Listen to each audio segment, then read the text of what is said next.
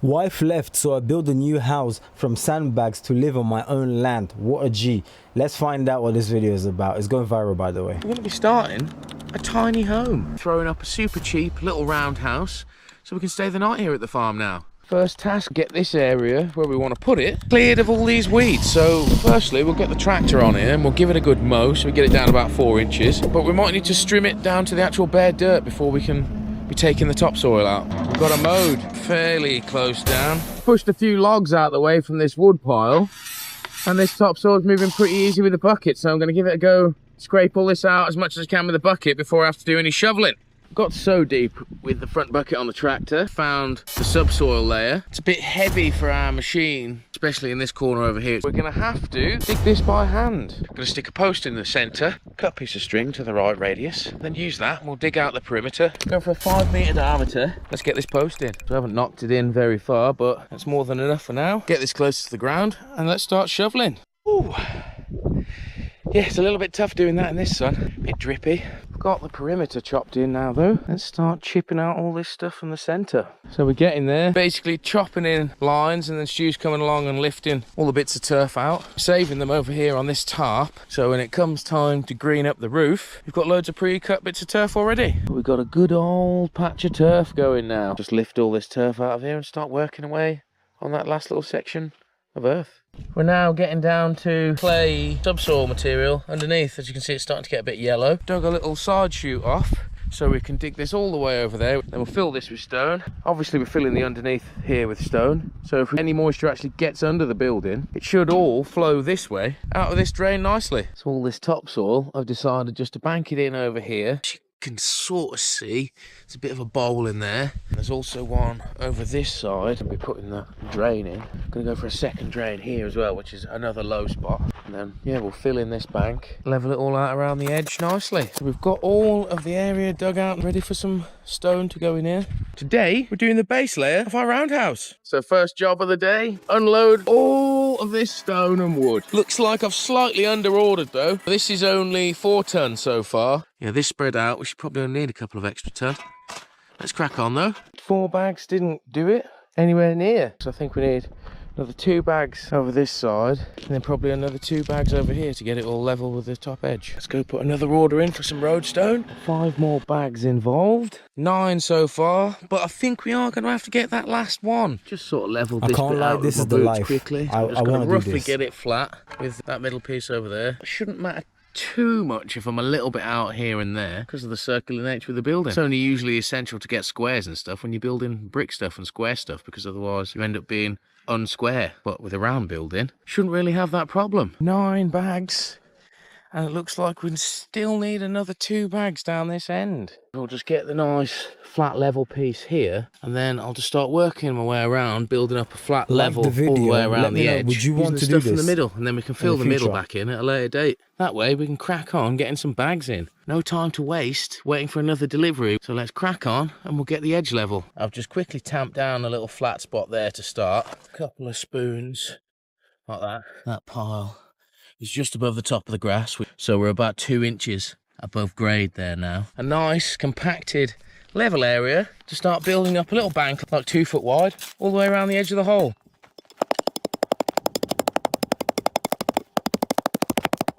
So that was a little bit of a task and a little bit more difficult as we don't have stone in the middle now, until we get the next delivery, that is. We've got a level compacted edge all the way around now for us to start putting a bag wall on. From about here onwards we start dropping off on the hill, and then we've got about 6 inches difference down this bottom end, and this is after I've filled this end in a little bit already. Need to get some more soil up here as well. Wait, so we can get this. How did you even learn to do this? Did you just YouTube tutorial and then this is crazy? But anyways, pretty much just to the top, and we'll be able to pack this nice and tight, put the bag wall on it without any of this sliding away. A few stacks of these, build up this edge right around here.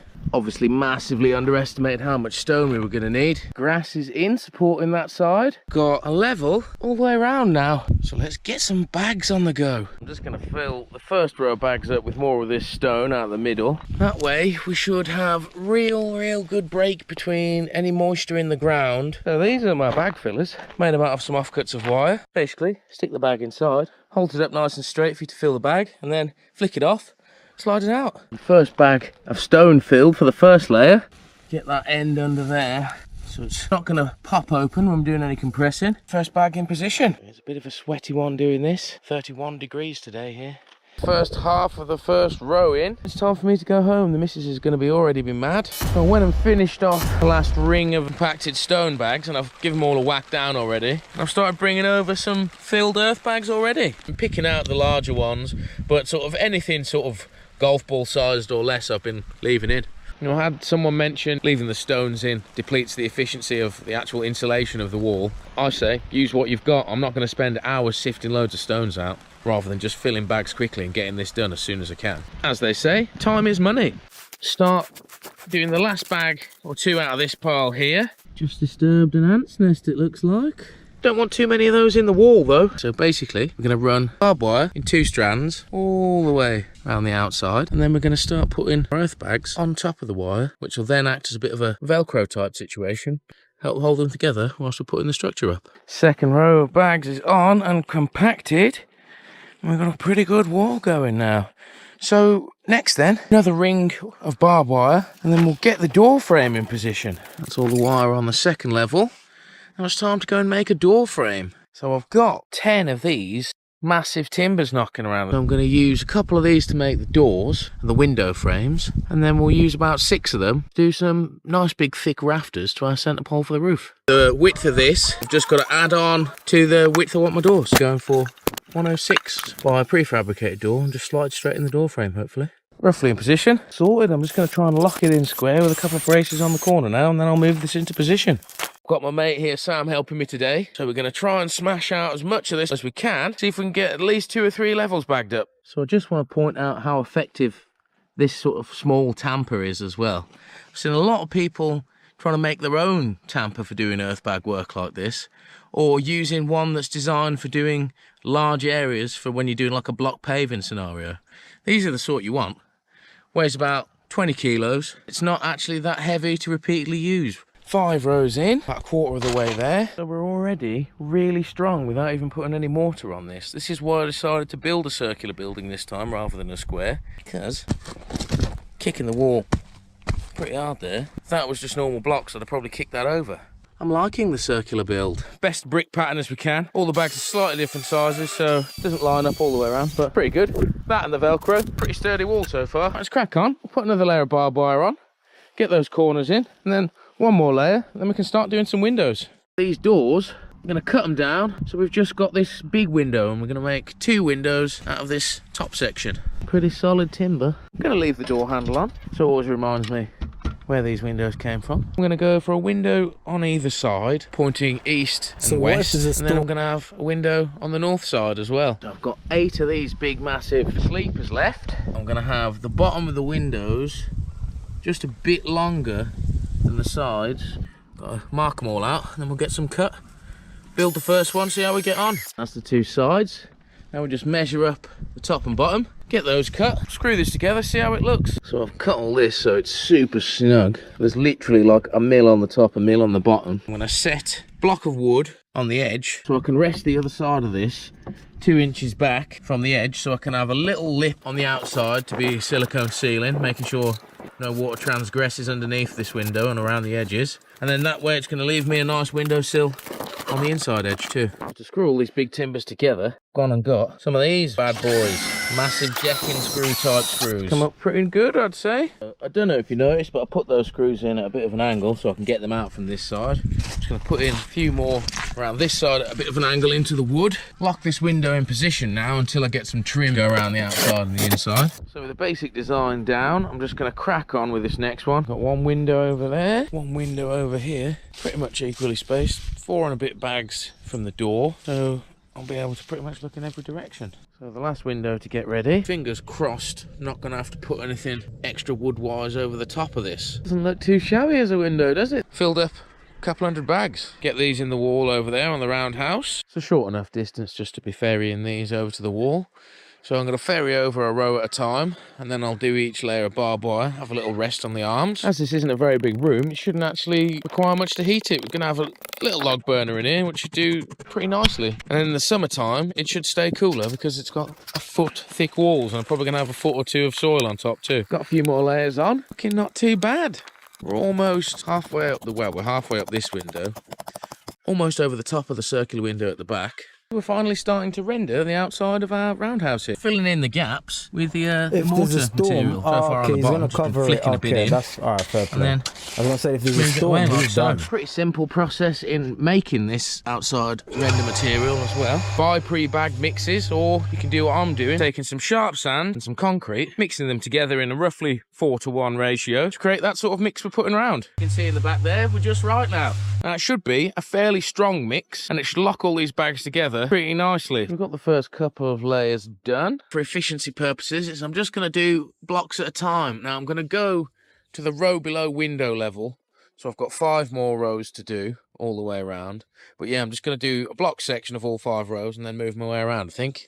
Should be nice and quick that way. When we did this to the well house, this made the structure ridiculously strong straight away. We shouldn't get any wobble at all, even though we'll be 8-9 feet in the air by the time the bags get up to the final layer. I'm just going to throw in the step as well whilst I'm here, and also start the little ring of bricks that I'm going to put around the bottom edge. I'm not going to bother taking out any of this topsoil. I'm just going to build straight on top of it. I'm going to let this base layer of bricks dry out. Place a big rock in the middle. Hopefully this is all dry by tomorrow morning, because we have the last delivery of roadstone we're going to need, last few bags to fill this up to floor level properly. We're on the home stretch filling these earth bag walls. Bosh, got pretty much all of the bags to finish it done already. Bashing away at the subsoil layer, getting it all nice and loose, and then filling bags. We've got loads of bags filled. Time to continue using our little loader here. We'll bring the rest up. I need to be up on the ladders to actually be doing anything on the wall. All right then.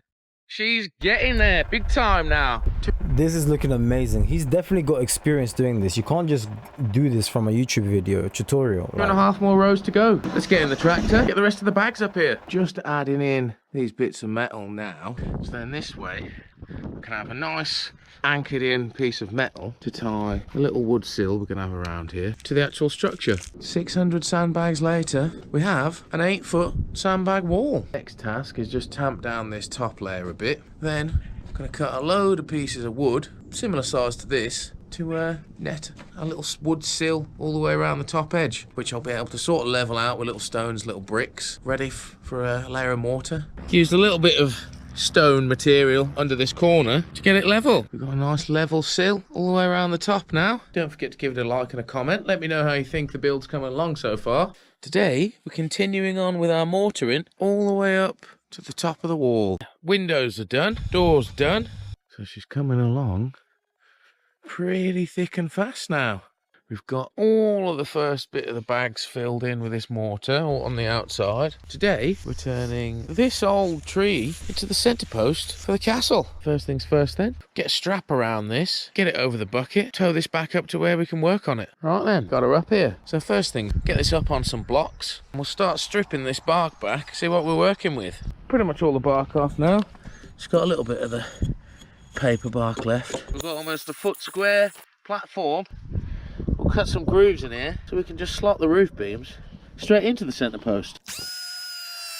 Coming up with some beautiful colours. I guess this will definitely dry different, but I think we're definitely going to end up with some nice patterns in there too. To fix it in, I'm going to use this pre-casted biscuit that I made right in the centre of the room. Dig down a foot and a half, so then I can put the biscuit underneath this layer of stone. Then I'm going to put my log on top of that. We're finally going to get a roof on the roundhouse. I've got a ready amount of these 6x2, 6 metre long timbers. Basically going to be notching a little end on so it sits flush on the top of the centre post.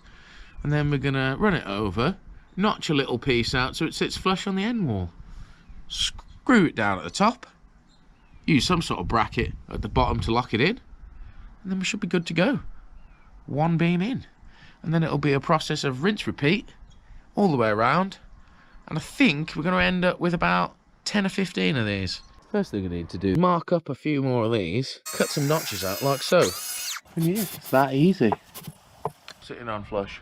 So as I don't have a ladder that's actually tall enough to get up there to attach these to the centre post, what I'm going to do is I'm going to get 4 of these on, pushing against the centre post from all opposing sides, and then I'm going to lock this far edge here with one of these into the top beam to hopefully provide enough stability on this centre post that I can lean our longer ladder up against it and get right up there. Had to take the pole down so we could get this sheet of plastic underneath, which I forgot to put in. Stop any moisture wicking through the floor into the concrete / into the wood. Screwing these in, that was a bit sketchy. Show you, see we've got them big decking screws, same as we've used for the window and doors. We've got zero movement, so it's worked. So now I've got the first couple on, it's just fitting all the rest of them in place. Just resting them on the middle till I get on the edges of the building, where I'm using little brackets to lock them into the perimeter, and then a giant big decking bolt to hold them to the middle. I just had to cut this little triangular notch in the end of this one for this top lip to be able to sit in the middle properly, because we're getting a bit tight on the actual width between each beam in the centre now. Main structure's in, not too shabby. Let's get all these metal straps screwed in and start getting some noggins in. We'll start chopping down the end beams to the right length and using this 2-foot level as a marker, putting it underneath like so, drawing a line, then using the same spirit level, get a straight line, and I'll cut them all off the same. First row of noggins all on. Gonna do a ring fairly close to the centre. We've got all the wood frame structure done now. Let's get some boards on the roof. A Brucey bonus, able to finish the rest of this roof for free. A load of free plyboards. One of our carpenter friends who does a lot of commercial jobs just told, get rid of those for a whole pallet of these. The only thing we've had to buy in so far being the stone and some of the sand. Got a brilliant sunny day to be finishing this off. Got the roof on. So yeah, doesn't it look pretty decent? All nicely trimmed off around the edge. Just got to put a few little triangle wedges in to finish off the tiny little gaps in the ends of the boards. The edge plate I'm going to put on to stop my soil and the water running off, so I can gather all the water to run off in one particular spot and make sort of the edge of the roof my gutter at the same time. And I've left a good gap here so I can create an outflow with the plastic sheeting that I'm putting on. So we've got a drain on this one side only, then the whole ring around the outside becomes the gutter as well. So I should just have water coming out of here, in theory. Let me know in the comments below if you think I could have done anything different, make it better. If you were not happy with some of my joinery carpentry skills, let me know too. I know I've done some of them a bit ropey, but it's all nice and strong. Right then, yeah, if you enjoyed this video, don't forget to give it a like below. Until next time, bye bye.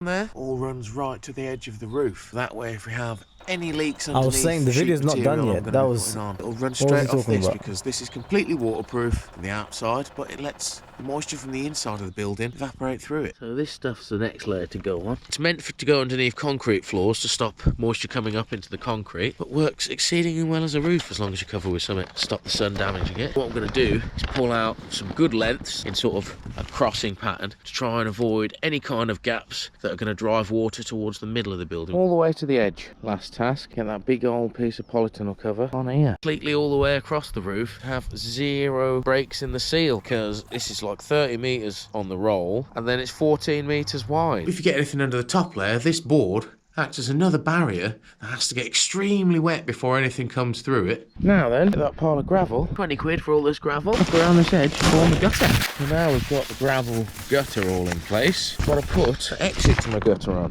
Now I left this little gap here so I can split the plastic, create a bit of a funnel poking out, drive the water into that sort of drainage channel that I dug right at the beginning of the build below there, that I've got to actually fill with some more gravel. Got it roughed in. Had to trim the second layer underneath as well, but got the entire top layer with a nice little spout coming out now. Get a bit of water on here, we'll give it a test. A long hose in the gutter. Success. It flows to the corner where I wanted it to. Hip hip hooray. Now we can properly get some grass on here. As you can see, we had saved a lot of turf when we were digging out the foundation for the roundhouse. Clods have got slightly washed out in all the heavy storms we've had, so we've now just got little clods, a lot of loose soil around them. Yeah, she's coming along nicely. We've got 2 or 3 layers all the way around apart from this couple of metre section here, but we'll come a cropper. We'll run out of turf. I'm gonna lath all of this top edge to the top edge of the 6x2 underneath and trim it all back. Start off measuring the one piece, and then I'm just gonna push the end on, cut it, so on and so forth all the way around. Got the big digger in, scraped topsoil off this bit,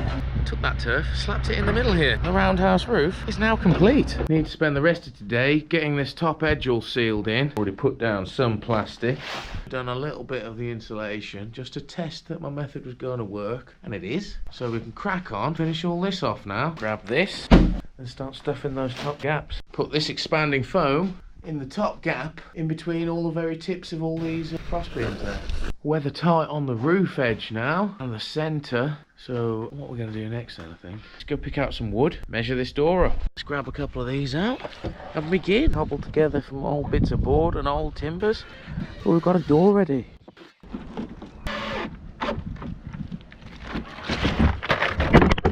Looks alright for now. I'm 100% weather tight. Just going to crack on with a bit of rendering. Try and get this back edge as all sorted as possible. So I got a good bit of this first coat on. Doesn't look too bad. The last bit of plastic down on the floor also. I've trimmed it all down so it's just at the same level with the top of the first course of bags, which is all filled with stone. The mix of sharp sand and cement. So we end up with stronger sort of stuff, more like concrete material in between each bag. Plastic is down around the edge. I'll go round, seal this bottom joint, some bricks in position, all the plastic in place ready for the floor. That's all the bottom layer secure nicely. Just trimmed down pretty much at the right level all the way around to come in and put the earthen floor in at this height. We've got the first bit done, first half anyway. Coming along nicely. Don't forget to hit that like button. If you're not a subscriber, hit that bell button. We've got the inside all pointed out now. Happy days on both sides. Well, as you can see, a couple more days of drying. This has come a real nice colour now.